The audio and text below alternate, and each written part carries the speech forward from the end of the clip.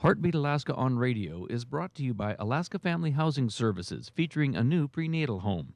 Alaska Family Housing Services provides the comforts of home while you're in the city for education or health care. For more information, call 1-888-453-4833.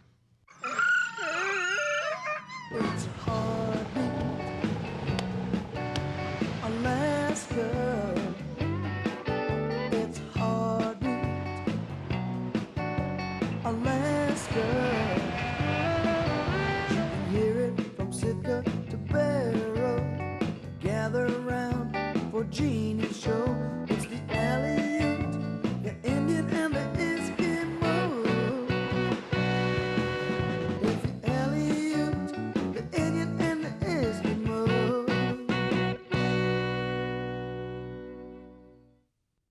Hello, everyone, and welcome to another Heartbeat Alaska. If you're a first-time viewer, our cameramen travel to remote villages across the north, gathering news and information to share with you. On today's program, we travel to Nunivak Island, an island 30 miles off the coast of the mainland. We travel there for a fabulous reindeer festival and also a historical event. For the first time in 65 years, the local residents dance their traditional dance. This is a joyous program. Thanks for joining me. For centuries, the Cupik people of Nunivak Island lived a life deeply rooted in tradition, passing their knowledge and their traditions on from generation to generation. Then one day, the winds of change changed direction.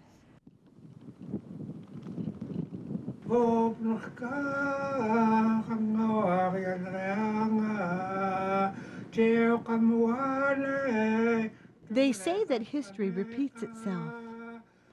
For the indigenous people of Nunivak Island, we pray that this is not true.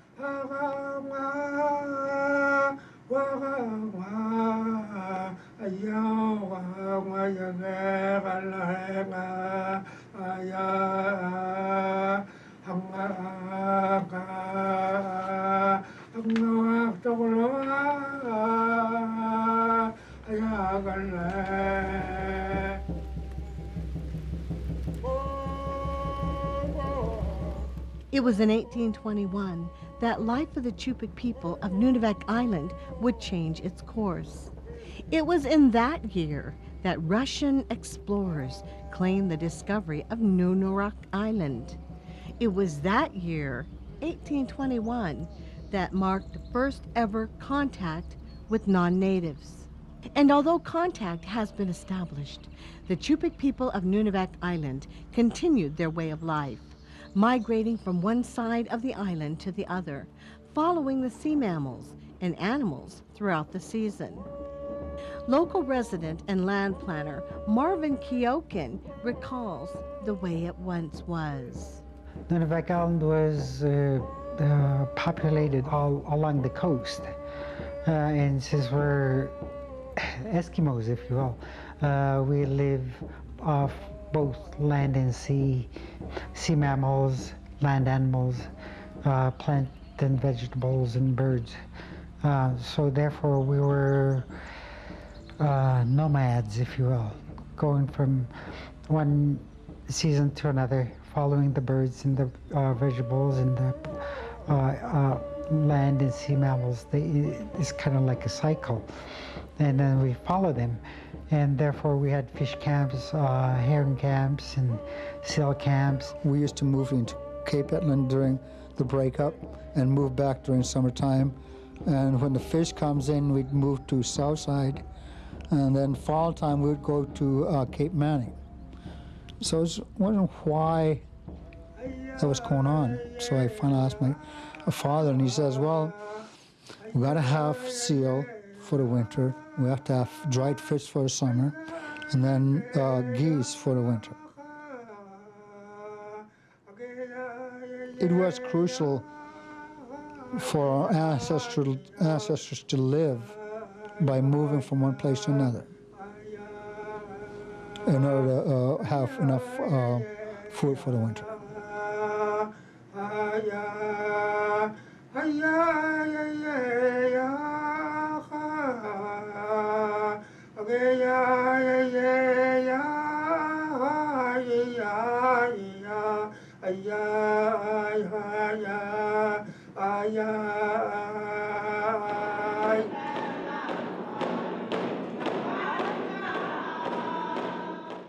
1890, the first U.S. Census reported 15 settlements with a population of 745 people. Yet another U.S. Census, conducted 10 years later, reported only 10 settlements with 110 people. Although the actual numbers are distorted and unclear, what would happen to the Cupik people of Nunivak Island in the following 20 years would change their lives forever. With the introduction of Western civilization came an introduction to a whole new way of life. Once, the good residents of Nunivak Island were nomadic and traveled around the island, following the seasons, following the game, the ducks, the fish, whatever the island brought them, and all the while practicing their traditional dances. Now, things were about to change, almost to the brink of extinction. It wasn't until almost 100 years later that the Cupik way of life would be redefined by the U.S. government. In 1920, the U.S. government introduced the first reindeer herd to the island, employing locals to tend to them. In 1924, the first English-speaking school was established at Nash Harbor Village at the northern end of the island. Over the next 4 years, these reindeer herders would find themselves essentially herded into the village, where they could receive a Western education. Executive Director for the native village of Mekoryuk, Marvin Kiokun. My childhood was very tough. I went to BA school here, and we were punished for speaking our own language. And we got punished a lot because we didn't know English. The only language that we had was our language. With all of the indigenous people gathered on the North Shore, the U.S. government quickly moved in and established the Nunivak Island Wildlife Reservation, prohibiting the Cupik people from hunting the wildlife on the island, a large part of their diet and their culture. Without the knowledge of our fathers, our grandfathers, the federal government came and took the island as a national wildlife refuge. And at that time, my father's father lived all over the island. And then therefore, if you ask me, that land which was given to us by the Creator of all things was taken away, and therefore we're not entitled to the land itself when we are already here. This is our land because it's inherited. The government was wrong when they made it into to the wilderness. And then if it became wilderness, well, we are here on the island. That included us. Therefore, we are the sole owners of the island. The encroachment of Western culture continued through organized religion in 1936. The church at that time prohibited native dancing, singing, mass making, and ceremonies connected to their heritage and traditions, essentially severing cultural ties to their past. Today, the winds of change still blow across the sands of time. Only now, they blow in a different direction.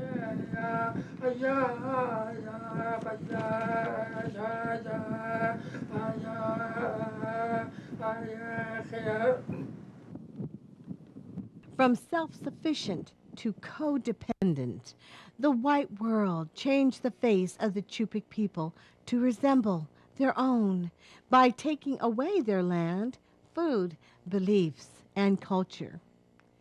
For the past 65 years, the sounds of a culture once submerged in tradition have remained dormant until today.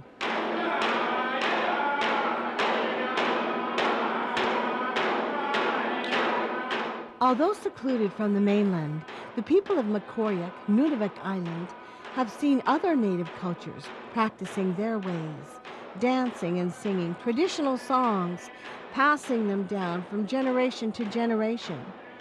This exposure to other cultures over the years has brought about a contagious curiosity, a hunger to know more about themselves, about their ways, about their past. The people of Nunivak Island are being called home.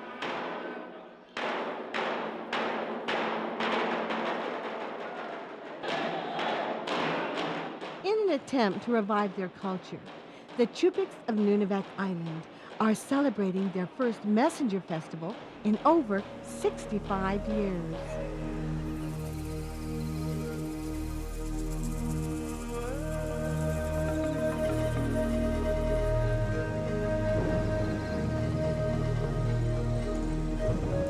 In the days of pre-contact, when a village had a successful season, harvesting many sea mammals and wildlife, a year full of good fortune, that village would send out messengers to the other villages on the island, inviting all to come to a gathering to share food, song, and dance, and celebrate a prosperous season.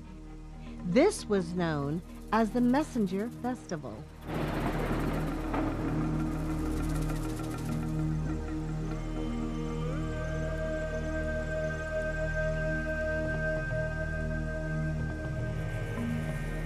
Today, the people of Mekoryuk celebrate life, a life that has been absent for over half a century.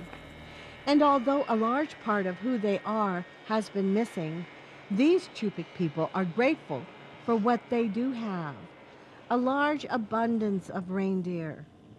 Chief reindeer herder from Mekoryuk, Albert Williams, headed up the herding of almost 5,000 reindeer, driving them from one side of Nunivak Island to the other for this historic festival. The place where we went to go pick them up was like about maybe 35 miles south from here. Then we start driving them, and in about maybe 12, 11 hours, we got them as close as we can over here, maybe 4 miles from the village, 5 miles from the village. Next morning we go out and pick them up, regroup them, and bring them in. Rounding up reindeer might sound easy, but 5,000 reindeer, each with a mind of their own, can often make the task a challenging one. Like when you make up your mind you want to do something, you're going to do it. Exactly the same way. They just keep going. Even if you try to turn them around, or pretty soon they'll get all scattered and, go. Or last week, my partner, one of my other herders, that he was running after reindeer. And that guy, the reindeer he was running after, just jumped into the ocean, just swam away. Howard Amos of Mekoryuk recalls herding reindeer the old-fashioned way. My father was a reindeer herder. He ran around and walked on foot just about the entire island at one point in time. And I was able to do that. I was fortunate enough to be able to walk around most of the Nunivak Island, herding reindeer on foot as well. As far as I know, back then when they walked on foot, reindeer was very, tame, not wild. And now that we changed to modernize, we use snow machines and use helicopters, and now they're very wild. If they see a snow machine within, 4 or 5 miles, they'd be gone. It's a year-round job, tending to the large herd, and with almost 5,000 reindeer grazing the island, population control is critical. At one time when the island had about over 10,000 animals, and in one winter there was a lot of dead animals due to starvation. Nunivak Island is such a small island compared to mainland. And then it can hold so many reindeer and muskox because of the grazing. And we have to control the reindeer and the muskox population somehow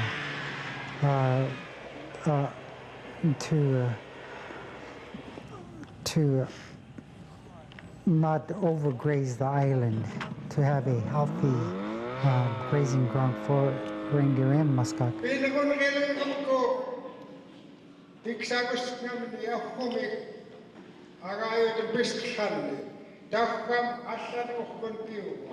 Elder George Williams Sr. of Mekoryuk tells the story of the Messenger Festival and how the power of the cane would grant the messengers the necessary clothes and tools to make the journey across the island to the different villages. It is an unwritten past, a history based on the spoken word, where the stories and legends are told from father to son, mother to daughter. And tragically, for the people of Mekoryuk, the last elder who knew the dances of the Cupik people of Nunivak Island passed away before his knowledge was passed down.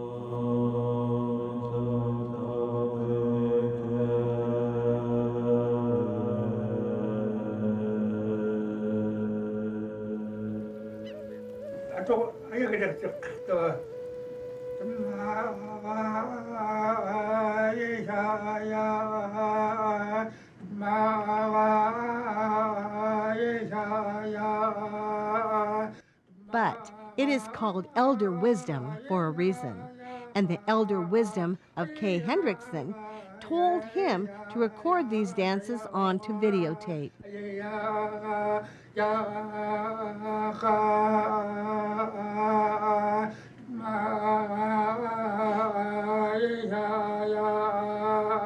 If it wasn't for the wisdom and knowledge of Kay Hendrickson, in all likelihood, the Cupik dance would have vanished forever.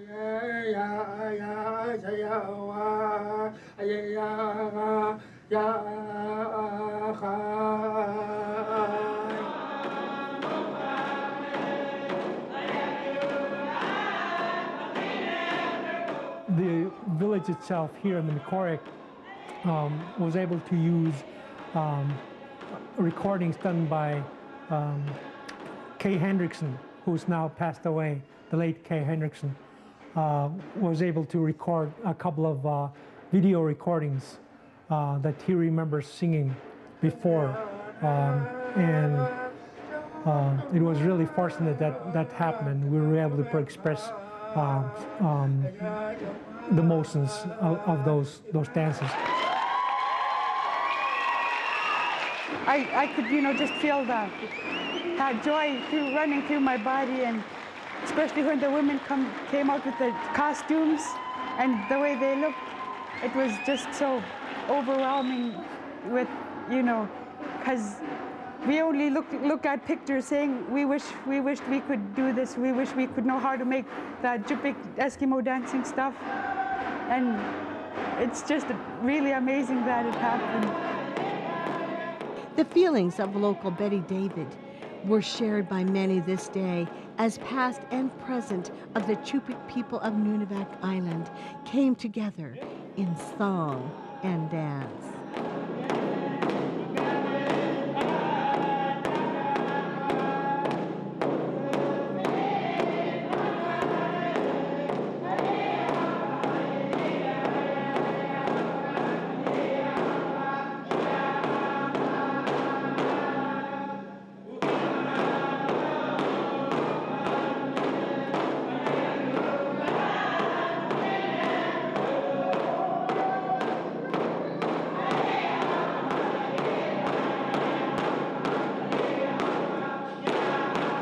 By studying pictures and the gift that Kay Hendrickson left behind, others were able to recreate the traditional dance regalia that their ancestors wore.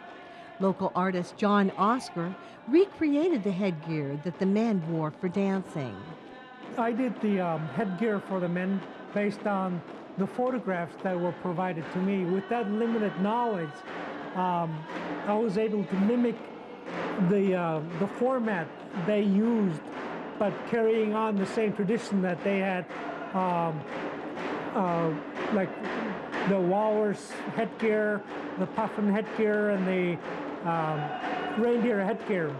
I was able to concentrate on the main two, walrus and reindeer headgear, and I was able to provide assistance to another person with a puffin headgear. There's absolutely nothing wrong with this cultural dance. That was banned some 60 years ago, and I believe that this will be an accepted entertainment, entertainment for the community, and we plan to continue on to do it. Dancing in Mekoryuk was abolished back in 1930s because it was thought to be a worshiping of the devil, the bad spirits and all, but it was actually not. It was a gathering for families who were able to get together and share experiences like this to create and rebuild kinships and families. It was really exciting, you know, our first time dancing, maybe for 80 years or more. And when the